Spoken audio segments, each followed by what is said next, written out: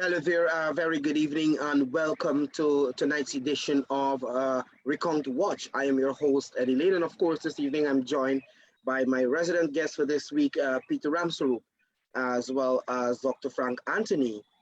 Dr. Anthony is a candidate for the People's Progressive Party Civic in the 2020 elections, and of course, he's a former minister of the government under the People's Progressive Party. Peter, Dr. Anthony, good evening and welcome. Good evening to you, Eddie, and thank you for having me in your program. All right, Dr. Anthony, I want to start with you because you would have been at the Artichon Convention Center from the onset of this recount. So I want you to give me an idea as to how things would have gone today with regards to the recount exercise. I know daily we are treated with a dose of these frivolous objections and all sorts of funny kinds of issues, inclusive of, some very, very strange analysis from the coalition with regards to the recount and E-Day and so on. So give me an idea as to how things went today before we get into the meat of matters. Well, basically, we have 10 counting stations. And our anticipation that each of these stations would at least being able to do, say, 10 boxes per day, which would mean that if they work very efficiently, we can get at least 100 boxes a day.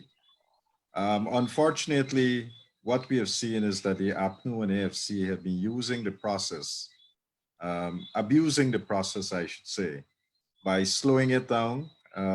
They make all kinds of objections that has no relevance to the recounting process. And so, that's something that we are seeing daily, and today was no exception. At one of the stations, I recall there was a APNU AFC person who just randomly selected like 50 numbers. There's a list of electors, so randomly they just pick about 50 numbers. And all of these numbers got to be entered onto an observation report that basically says, well, the APNU agent objected to say 200, 205, 206, 102, and it's going on and on and on and on. And at the end of all this series of numbers, the PPP agent asks one question: can you produce any evidence to show that these persons have migrated? And of course, there's no evidence, right? And that's something that they use every single day to slow the process down. So either you have migrated or you're dead, and that's the routine every single day, almost for every box that is being counted. And so what we find is that instead of a box taking, say, half an hour to an hour, these things are taking an extraordinary long time to count because of the tactics that is being employed by the APNU and AFC. And today we saw that again. Peter, you have been tracking this process, I know from the outside, because you're not at the Artichon Convention Center. But in terms of your views, because I started off in my preamble mentioning issues of some of the frivolous, strange analyses and comments that you're hearing, inclusive of no less a person than a gentleman who was supposed to be the Attorney General coming today to say, oh, there is nothing in the law that caters for a recount, and the recount, the results of a recount being the basis of a winner being named and so forth. So you have some there's a competition based on my analysis, Dr. Anthony, Peter, in the APNU AFC. I think daily they would go out there to see who will sound or who will say the craziest or the dumbest thing. I think that's the competition that they have, because daily you have a number of them going out, go to the media, and then you hear all sorts of things, including Cathy Hughes saying that, oh, the claims and objections was truncated to 2 weeks and all sorts of things. So you have been tracking, Peter, from the outside. Your general view as to what is going on. But what is obvious is after the 2nd of March, all the way to the start of the recount process, there have never been any indication that anything went wrong on election day. We had no indication of no dead man voting, no indication of people migrated that voted. They were all happy all the way to the start of the recount, claiming they have won an election. We know the fraudulent results of Region 4 by Mingo. I call Granger the Brigadier Granger because, it's a rigged election in Region 4. So all the way up to the recount, the message was clear that they had won this election regardless of what happened. They did not get to that swearing in. Now that the recount has started and the recount is proving by box after box that the SOP matches the SOR all the way in the regions. Region 4, when it didn't, it is matching the SOPs that is out there in the public domain, and it is not matching Mingo's number. So what you've seen now is a collective, the Jamaican Observer called it yesterday, a shameful circus. Each one of them is performing an act. So Cathy Hughes yesterday talked about there was no claimant objection period, or it was shortened when we know it was extended to 42 or 49 days. We know 46,000 transactions took place during the claims and objection period. Today, Pastor Williams said, well, it doesn't matter if you do the recount, you can't declare a winner. And then Roysdale Ford came right after that and said, you have to use the recount data. So every day, the circus, their act is to perform whatever it is. Ramjatan was out there also. The narrative, what they've got to realize, and what I think the Guyanese population is very, very aware of over the last couple of weeks, is that there's no narrative that Granger could be sworn in as a legal president. One, he has lost the election. Two, is a fraudulent declaration by Mingo. And the only results that will come out of the recount is the true results. We know what those true results are, and there's no way that Granger will ever be sworn in. So the narrative of all their collective group, and the Brigadier has to be directing them every day what act they need to do, it will not get them to the answer they're looking for. The answer is very clear that the recount will show a clear winner of the PPP by 17,000 or so votes, and that there's a new elected government that should take office. The international community is very clear that the recount process needs to be transparent. The fact that Granger himself directed that the Carter Center should not be in Guyana, he has made the decision to influence GCOM. GCOM already invited them. And in addition, he is saying his comfort level is that it's only CARICOM he needs. When the Guyanese community is looking forward to all the observer groups being part of this recount process. Peter, you touched on a couple of critical matters, and I want to bring in you, Dr. Anthony, here. You touched briefly on comments, and I did earlier, with regards to the lies and misinformation from people like Cathy Hughes and the others. The deliberate attempts by people like Pastor Williams to create a new narrative. And I say this because we recognize after the elections, maybe the 3rd, the 4th of March, you had this narrative that's coming from the AP and UAFC that they won the elections. They were in high praise for the process on E-Day. It was free, fair, transparent. And those sentiments about E-Day were echoed also by the international community and by extension the PPP, because I think elections day itself, all the activities were save and except for a few minor incidents. I think one over the river and the issue at Monrepo. Save and except those, based on my personal assessment, I think the voting process went relatively smooth, and it was transparent. So you had the coalition talking about free, fair, transparent, we won. When requests were made for recount, they tried all sorts of things to prevent that by having their candidate moving to court, etc., etc. But Dr. Anthony, after the boxes would have been open and the results started to emerge, not so much the results in the other regions, because I think they accepted in the other regions that there was no attempt from region 1, 2, 3, 5, 6, 7, 8, and 9 and 10. No attempts really were made to manipulate the numbers there. But when remember this the region 4 as well started. So when they start seeing the Mingo fraudulent bloated figures coming out, then the tune changed. And then you have their irregularities, that people voted. One thing that is common is that they seem to be singing from different hymn books.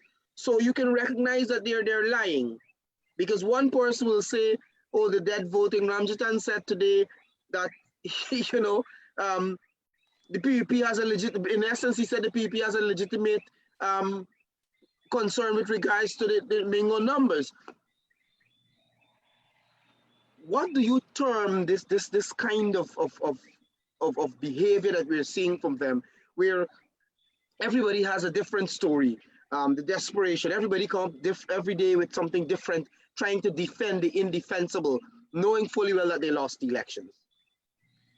I think what we need to bear in mind that this here is a sideshow, and it is perhaps well orchestrated craziness, if you want to put it that way, because they know that Region 4 is where they attempted to rig the elections. They were caught red-handed. And once we have completed Region 4, the extent of the fraud would be known. We've just started doing Region 4. And from the SOPs, the SORs that are coming out, when we compare them, as Peter rightly said, when we compare them to the SOPs, they're almost matching every number. There might be one and two slight variation, and that is because in some cases, a presiding officer might have rejected a ballot here and there. And when you go and you examine those rejected ballots, you can actually, discern the voter's intent. And so those ballots have been allocated to different parties. But barring those minor variation, and they're very minor, a vote here, a vote there, and so forth. What we have seen is that the SOPs and the SORs are matching. What does not match is the Mingo numbers. And there are two trends with those Mingo numbers. One, the beneficiary of the Mingo numbers is the APNU and AFC. In some cases, he has inflated the numbers for the APNU AFC. And in other cases, while inflating those numbers, he has actually reduced the number for the PPP, right? So we're seeing two trends with these numbers. And that is what they're trying to, distract people from, because once we keep looking at that and talking about the fraud that they have committed, then people would have no doubts in their minds of what took place at that Ashmin's building. So to detract people from what happened, you have this circus that is going on. Every day you have one of them jumping up, saying some silly thing, and then another one contradicting, what was said. The classic example is the Basil Williams, Roysdale Ford, what happened today. Basil Williams, not known for being, somebody that's very bright in the legal field, because we have seen the litany of cases that he's lost, right? So he has a track record of losing. And nobody, I think, in this country would respect any legal opinion that he would venture to give. So today he was out there in front of the convention center talking to the media. And he said that, you know, the recount, when we finish the recount and the results that are being tabulated from the recount, that we can't use it. And immediately after that, another candidate from the APNU AFC, Roysdale Ford, he went and he contradicted Basil Williams. So, you know, and then if you look at the day before, Commissioner Alexander, he said that he feels that once the recount is done, it is automatic that it would be used. So here it is. You have Alexander saying one thing, Basil Williams come and change the narrative, then Roysdale Ford change it back.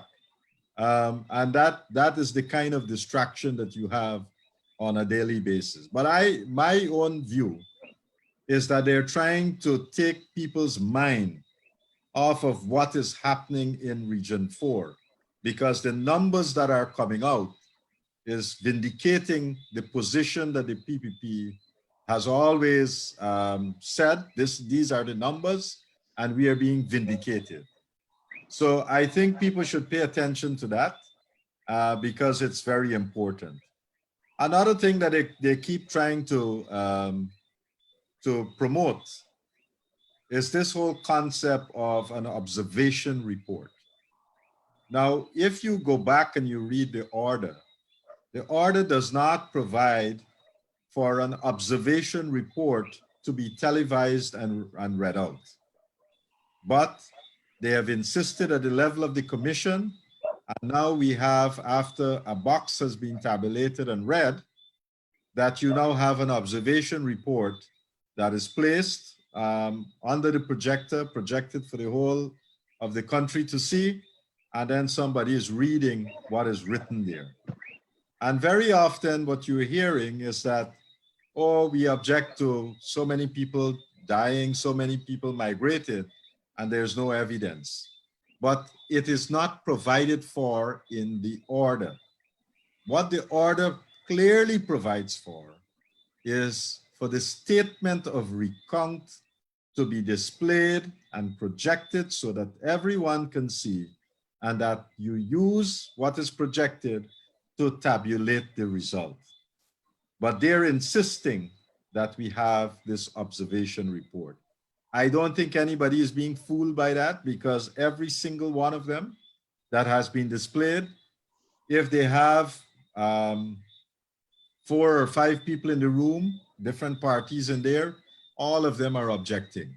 The only people who are putting up this, thing about, well, somebody migrated or whatever, is the APNU and AFC. All the other parties in the room are saying, provide the evidence, and there's none. So, I think we have to remain focused. And I believe that what they're trying to do is to use different ways of slowing down the process. Now, that is not the behavior of someone who claimed to win the elections. Because if you have won the elections, you really would want the results to be declared very quickly so that you can continue to rule. But they're claiming they win the elections, yet they're trying to do everything in their power to slow down the recount and the declaration of the results. So I think the Guyanese public can be the judge of what is going on here. Yeah, and Eddie, with all of this dead people and migrated people that they're claiming, the frivolous reports that Dr. Anthony talks about, election day, all of us know when you go to vote, there's 7, 8 people in that room, the parties, the scrutineers, the GCOM officials, you got your folio, you have your picture, you're authenticated, you put your finger in after you vote, you put your ballot in. There is no way a dead man could walk in and vote in that booth. I mean, and all the international observers, the local observers, the party scrutineers, even the APNU scrutineers never questioned that somebody came in that should not have been in that voting area. So for them to come up with all of this frivolous that Anthony talked about there, that he's witnessing every day, is madness. The fact that they cannot change the narrative, and Dr. Anthony said it best. If you say you won the election, why then stop? Both out of COVID-19, the fact that GCOM requested that the task force come in and approve extra workstations. I disagree the fact that the task force needs to approve it. GCOM has the right to add workstations. They have to then follow all the guidelines that the task force put out. Nothing wrong with that. But they are now succumbing to a political affiliation, because all of the people on the task force are all politically affiliated. And you saw them went in there today, Walter Lawrence and all the rest of them, disobeying all of the rules of the task force. They went in as APNU, and no discussion was there to add the workstations. So we've got a slowdown of a process, but I wanted to assure all Guyanese that at the end of it all, there is no narrative, no avenue for the Brigadier Granger to be sworn in as president. The only avenue left for him is to concede.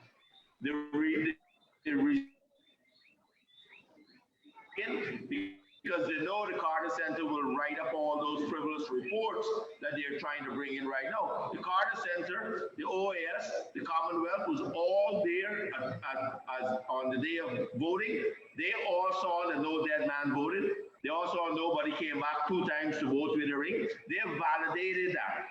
So for Granger to interfere in the management of GCOM, when he says he never does, he lied, the Brigadier lied, that he never does interfere with GCOM. When he signed a letter through Karen Cummins to not allow the Carter Center back in, he is directing the show what GCOM should do. And the fact is, we don't need his comfort level. His comfort level is 3 CARICOM observers.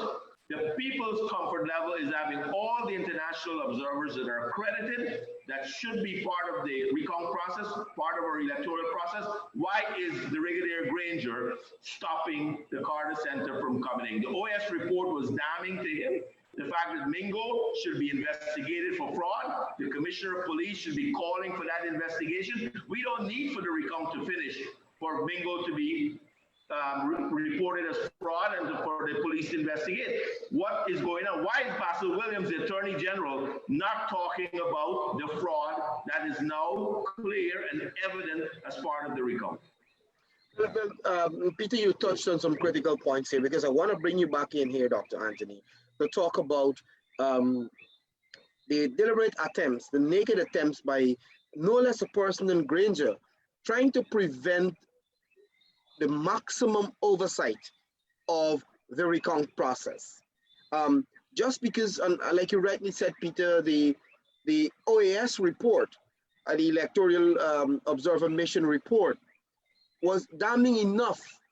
And if you look at when the Carter Center's report is out, when the EU report is out, and all the other local international observers grouping reports are out, you will see a common trend that they all recognize what happened at the Ashman's building in the first instance, where Mingo attempted to fraudulently declare results even before the statements of polls were tabulated, and using a spreadsheet. Well, starting first using the spreadsheet, then the other rushed attempt at just a couple of boxes, a couple of statements of poll at the GCOM headquarters.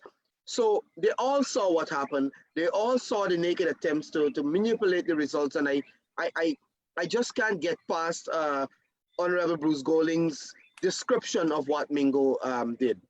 You know, I think that it was well put in just a few words, the actions of Mingo. Having heard statements coming out from the diplomatic community, from the observers, both local and international, let us talk about the government's repeated attempts, or the repeated disapproval of the return of the Carter Center and the IRI into Guyana. Dr. Anthony, I want to bring you in to talk a little bit about this. Well, basically, Eddie, what we have a health crisis on our hand. There's no doubt about that. There's a pandemic around the world, and everybody knows about COVID-19. It is unfortunate that in our country, you have a group of people who have decided that they're going to manipulate a health crisis to use it for their own political purposes. And that is what we see being played out here. You have a task force that is all political operatives. The prime minister, you have several ministers of government, they're all in there. And instead of having technical people who can give solid advice on how to curb the pandemic in Guyana, how to prevent people from getting sick, how to prevent persons from dying at the hospital, and so forth. What we have is a set of political operatives that is really using public health measures or so-called public health measures to survive politically. And that is what we have going on. So one, Carter Center want to come back to this country. The government initially said, well, if you're coming back, you got to go into 14-day quarantine, right? Because they felt that that would be a deterrent. People wouldn't want to come and then go into 14-day quarantine. Then one of the things that we said is that if the person from wherever they're originating, if they do the tests, the PCR tests, then you would know that that person is negative, and therefore they can come in the country and go, about their business because they have tested negative. Eventually they come around to accepting that viewpoint. And that is how they allowed the CARICOM people in without putting them into quarantine. The same can be done for the Carter Center. So this nonsense of hiding behind COVID guidelines. What are the COVID guidelines? The COVID guidelines said that if somebody is negative, why not? They can come here and they don't have to go into quarantine. You have done that for the CARICOM people. So there's nothing to hide behind. And this nonsense that they're saying about COVID and hiding behind that, that's a fallacy. So it's naked political interference. They don't want Carter Center here, and they're now trying to find some way of saying, well, it's COVID, and that's why. So let's discard that. That's not an excuse anymore, because you've already set a precedence with the CARICOM people, right? And Dr. Anthony, before you go on, we have to factor into this the fact that you have so many flights coming in with the ExxonMobil employees. So I just want to, you factor that in as well into this. So flights have been coming back and forth to Guyana.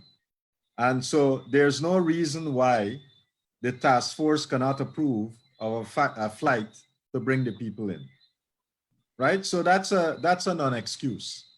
And those who want to believe that, if they got a few APNU supporters who want to believe that, well then, we can't stop them from believing that. But really, from a health perspective, there's nothing wrong if these people do the tests and they're negative and they can come into this country and start observing. We've already done that for the CARICOM people. So that's one. I don't buy that excuse anymore, right? Secondly, Peter is right. There are universal principles that can be applied, and GCOM does not need to conform or to ask or to beg some national task force to send their people to come and tell you how much stations you should have. That's absolute stupidity to do that. They did it first, and then they put in 10 stations. But what are these principles? What are the universal principles? One, wear a mask. GCOM doesn't have to go and ask the task force whether you should wear a mask or not. They already tell them to wear a mask. So people are wearing masks for the 10 stations that we currently have that are operating. People are wearing masks. Secondly, they said keep a distance of at least 3 feet. people have been doing that. So you stay 3 feet away from one another. So why is it that you're going to ask the task force to come back now to tell you to do the same thing? It's not necessary. And so about 2 days ago, task force came, or some people came there representing the task force.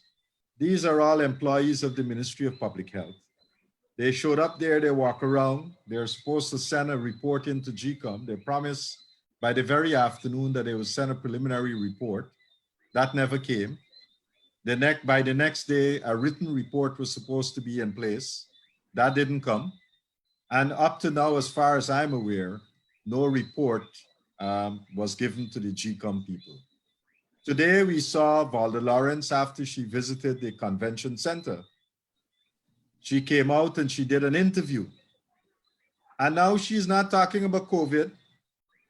She said that before the Ministry of Public Health approves the new station, that they now have to be satisfied that the security requirements are in place to ensure that you have new stations. So there's one report in the media that, is talking about that. This is absolutely madness. So GCOM got to decide, first of all, whether you will defer to a task force that is politically run and get independent experts. They can easily, if they don't want to do it on their own, because these principles are straightforward. Wear masks, stay 3 feet away. So if you don't want to think that and you want to follow some other medical advice, get independent expert. When GCOM want to have legal matters dealt with, they hire a legal person. If they want some health matters to be dealt with, they can hire their own health person. There's nothing preventing them from doing that. But to defer to the task force that, is so politically tainted and so biased, what we'll end up having is that there will be a further delay in the introduction of new centers, new counting stations, because the APNU want to slow the process down. And so they're going to try to delay the new stations as long as possible. Again, they're using a serious situation in our country, COVID-19, and trying to hide behind that as if that is some excuse. That's not an excuse. We should take that out because, again, people who are there in the convention center right now are following the rules. Now, today, a set of APNU and AFC bigwigs, they came to the convention center for a meeting. Every single person that enters the convention center, you got to go through security, then you got to present yourself at a medical checkpoint where they'll take your temperature. And if your temperature is high and they think you have a fever, they will not accept you in the convention center. You'll have to go home, right? And in some cases, they'll tell you possibly go and test for COVID or something like that. Now, I just want to just say this. Temperature alone, even if somebody got a high temperature, that's not the only sign for COVID-19. So while that is being used as to monitor people, it is not the only sign. So I just want people to know that. But even with this one sign that they're checking for, a whole set of APNU people show up there for a meeting today. They didn't stop to get security clearance. They drove through, bypassed the medical checkpoint, and went straight into the building, right? So these are the same people in the task force that are setting the rules. The CEO of the task force was part of that gang. Right? The whole country must follow these rules. But when it comes to them, they're bypassing all the rules. If you got to go Barbies, they set up a checkpoint to check your temperature. Right? But yet, when they set up these temperature checkpoints and it had not to be applied to them, they cannot subject themselves to the rules that they themselves have set. What kind of double standards are we practicing here? Aren't they supposed to lead by example? But they're not. And therefore, these are the kinds of double standards that we're seeing happening. And we saw that today in the plain view of everyone who was present there, their behavior, bypassing the medical people as if they don't exist, and march straight into the meeting. And they kept their meeting. And in fact, their meeting went into the tabulation time. So GCOM has set an established time period by which, you know, we would start tabulating from 4 to 6:30. And these people were there. They even delayed the tabulation, the start of the tabulation, by several minutes. But that's the kind of bullyism that we have to deal with. We have just about probably 2.5 minutes or so to go, but I quickly want to touch on two issues. I'll speak about one quickly, and then I'll ask both of you in your closing comments to address the other issues. Peter, one of them is directly related to you. But Dr. Anthony, Peter, what we recognize, and having listened to all of them facing the media and all the different conflicting comments and statements coming out, it tells one story. And that one story is that there is confusion in the camp. There is absolute confusion in the APNU AFC camp, because the fact of the matter is this recount is now reinforcing what Guyanese at large know. That is, the People's Progressive Party Civic has won the elections by a huge margin. So, and we recall all the attempts, like I said earlier, to block the recount, to block every attempt to get back into those boxes to reveal the truth. So now that the truth is coming out, now that we're seeing Mingo took 30 votes from a box and from the PPP and give another 50 or 60 to the APNU, and I think in about 20, just over 20 boxes, we are over 2,000 votes that Mingo gave the AP and UFC that they didn't got. So now the fact that the information and the reality, the truth is coming out, I understand the confusion, in the camp there is running crazy. And it's driving them to a state of desperation. And as a result of that desperation, you know, a lot of crazy things are being said. I wanted to make that point, but I also want to talk quickly, both Dr. Anthony and Peter, we have about 1.5 minutes, like I said, about the arrest and the harassment of our comrades who legitimately sought to bring public awareness during a protest today of the government's refusal to allow international observers back in. Peter, you can go quickly. You were there, and then I'll ask Dr. Anthony to close. I was out there today. We were following all guidelines. We were peaceful protests. We were 6 feet apart. We all had on masks. We were not disrupting the peace. We were declaring a message to the Brigadier Granger that, you know, he cannot stop the Carter Center from coming in. Then the police came. The bullyism of the police shocked me more and more as I see how they were waiting for calls. One policeman called and says, I need to speak to Valda. I need to know what to do with these people. And that was the connection to the COVID-19. Then they came back and said, we need to disperse.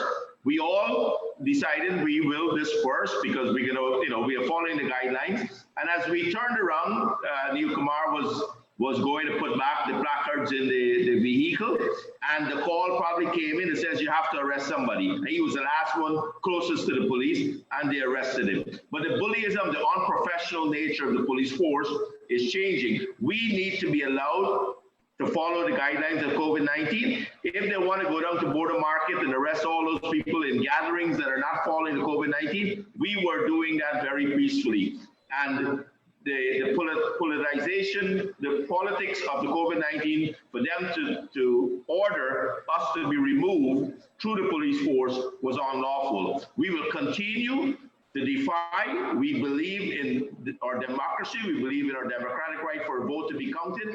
And the fact that there is no path, and I want to end with my statement, there's no path in this recount process that will ever see Mr. Granger as president of Guyana again. So all of Guyana understands that. We know that. The recount needs to be finished. They need to stop doing all of their madness and accept it and move on. And I'm looking forward to the fact that Dr. Irfan Ali, as president of Guyana, president for all of Guyana, is ready to tackle our economics, is ready to tackle the development of our country, where every single Guyanese, regardless of who you vote for, will benefit from his economic plan. And I look forward to that day very soon when the recount is finished and that swearing-in happens to for Dr. Ali.